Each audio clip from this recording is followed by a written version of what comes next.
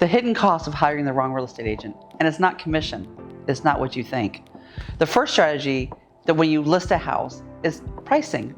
And I know that you might need a certain price out of your house, or you might want a certain price out of your house. We all do. Even I, when I sell my own house, I have an ideal price in mind. What I've seen over the years is how many times a real estate agent will tell the seller, sure, we can get $750,000 for your house, even though that agent knows full well that house isn't going to sell for under $325,000. It's the most crazy thing, because what happens is that the house will sit on the market. You only have about 10 days to make that house an amazing attraction to people. I call it the honeymoon period. That's when the price has to be right. And right now in this market, even $10,000 off is going to be a disaster for your house. When it comes to pricing, consider this. Just because you price your house $25,000 more than the market will bear, doesn't mean you'll get the $25,000. In fact, most likely it means you won't get the $25,000. My experience tells me that listing it over what I realistically think it will bring actually will cost you in the end. Because the longer it sits in the market, the more buyers feel like that they have negotiation room to get you back and forth, and they're probably going to end up $25,000 under what we ask. The wrong real estate agent who tells you your house is worth $750 is probably not going to do you a lick of good. In fact, it's going to hurt you in the end. Another way a weak real estate agent will cost you money is what repairs you need to do before we list the house. I recently had this house. It was a gorgeous house, but the seller put all this money into systems, which isn't bad necessarily, but it ended up costing her over a year on the market because she did nothing to make the house pretty. And I know that sounds counterintuitive because you want your systems to be great, and I do want your systems to be great, but man, we got to put some money into cosmetic stuff too. Whether it's new countertops or a fresh coat of paint or new floors, or I don't know, even a little decor might go a long ways in getting that house buyer ready. So you can imagine a buyer buys a house on emotion.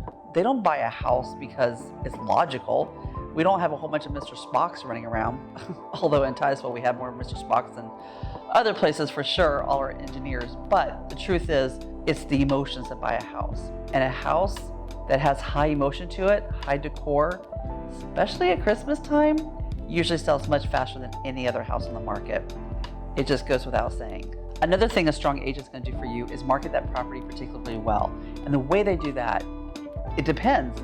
In my marketing, I do several different strategies.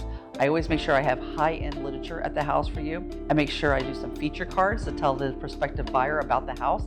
I can't depend on the other agent to tell everything about the house that you and I know, right? I've got to provide that information.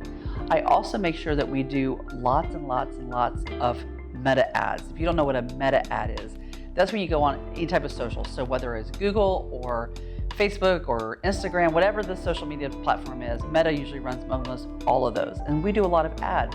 In fact, to date right now, we've done over 6.5 million ads in just the last year. So can you imagine how many people get to see your ad?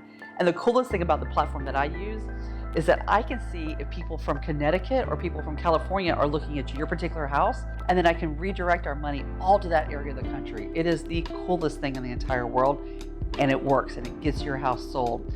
An agent who just wants to put it on the MLS and say, okay, I did my job, that's not even beginning to do your job. It goes way beyond there. Another area that agents who maybe work another job or they are not available, they really miss the opportunity with showings. Myself as a full-time agent with a full-time assistant never misses a showing. We're easy to get a hold of. We always call our people right back. We give you lots of feedback. Plus, it's easy to schedule. If there's a conflict, we're going to make sure we take care of it. But if you're working at, I don't know, another job somewhere and they can't get a hold of you, can you imagine the missed opportunities for showings? And let's face it, the more people we have your house in front of, the more opportunities we have to show it, which means the more opportunities we have to sell it. When we receive an offer, not all offers are created equal. Some offers are about the money. Some offers are about the people who are buying it. Some offers are just about location. Some offers are about occupation. True story, we were in a bid war on this piece of property with a buyer that I had. And I noticed that the buyer and the seller both were police officers. And the seller happened to stay for the open house, which was kind of odd, but it worked to our favor. And our buyer actually ended up having a conversation with the other buyer about police work. We'll come to find out there was, I think, 5 or 6 offers on the property. That seller picked my buyer for the sure reason that they were in law enforcement together. It didn't have anything to do with the money. Now, sometimes it has to do with the money, and it depends. And sometimes it's a probate where you have siblings fighting over the money. So there's lots of different reasons that you need a strong real estate agent to help you kind of navigate exactly what the offer is. And by the way, there's also sometimes hidden costs in offers, and you need to have all those costs up front. You should always ask for a net sheet. If for any reason you're accepting an offer, it should always have a net sheet with it so you know exactly what money you're taking home at the end of the day. Another reason you want a strong agent is when it comes to negotiations. That happens to be one of the things that I'm really great at. But negotiations are really where the money's made, right? So I recently had a buyer and seller. I represent the seller. The buyer wanted insane things from the seller. Like they wanted the gutters cleaned. I'm like, no. We're not cleaning my seller was a widow. She had no way to clean the gutters. I've had other people who've asked for $25,000 off. And I told my seller, I'm like, that's a ridiculous offer. We're not going to do that. Because I know exactly, one, what insurance requires, because that's who's requiring these repairs is insurance. I know exactly what insurance is requiring. Secondly, I can get a sense pretty well of how much they want the house. And if they really want the house, they're not going to walk away for negotiations. So we counter negotiations. You don't always have to say yes when a buyer asks for something to be fixed. You continue to have the power. You don't have to say yes. That's the power of having a strong negotiator on your side, that you know exactly what I'll fight for and what I'll tell them that is ridiculous. On that same vein, think about repairs in the inspection report. Now, an average inspection report is over 75 pages. Sometimes I've seen up to 150 pages. They can be ridiculously long. You need someone who's experienced, who've done hundreds and hundreds of houses, like myself, who understands exactly what's in those inspection reports. And again, what is necessary and what is not necessary. An inexperienced agent's probably gonna go, oh, yes, fix everything. Because guess what? She or he is very desperate for that commission check. I know there's gonna be another buyer right behind this buyer if this one doesn't work out. We're gonna work to make the deal work, but we don't have to say yes to everything. That's the power of having a strong agent. Let's talk appraisal. I have on occasion had appraisals come in low. And did you know you can fight appraisals? A new agent doesn't even know that you can fight appraisals. But an experienced agent knows exactly what to do, how to come up with the comparables to prove to the appraiser that their number is wrong, and knows how to read that appraisal. Have you ever seen an appraisal? They're usually like 11 to 18 pages long, very confusing, very small print. There's a lot of information on it. But on page 3 is typically where all the information is that you need to know. Where they gave credits, where they gave debits, where they gave you credit for a pool, or they took away credit because the other house had a pool. So you have to know how to read that, and that only comes through experience on how to read those appraisals. And then how to fight them if they're wrong. And then how to negotiate a good fair price if something doesn't go your way. Financing up the buyer. So did you know that I get actively involved in financing with the buyer?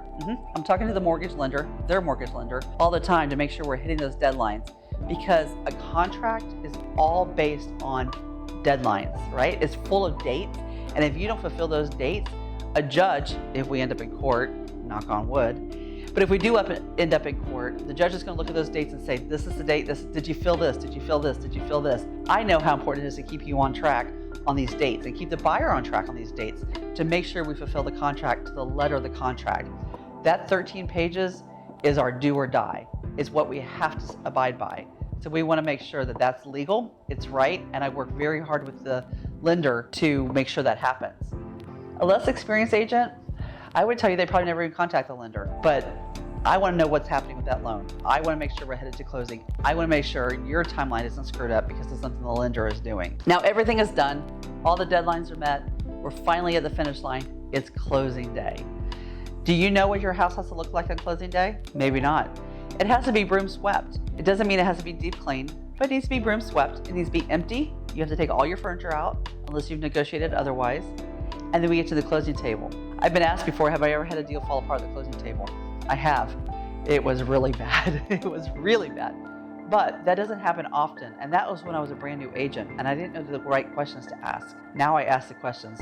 I know before we sit at that closing table that we're closing that day and that you're going to get the check for your house so you can go buy another house or whatever your next adventure is. But like me, as a young agent, I didn't know to ask those questions. Now I do. In closing, I would say to you, the right question to ask and the wrong question to ask. When you sit down and interview a real estate agent, the wrong question to ask is, what is your commission rate? That is completely the wrong question. The right question to ask is, what does it cost me if I hire the wrong realtor? Well, there's the scoop. Edna Wilson, your hometown realtor, as hometown's apple pie. Comment below and subscribe.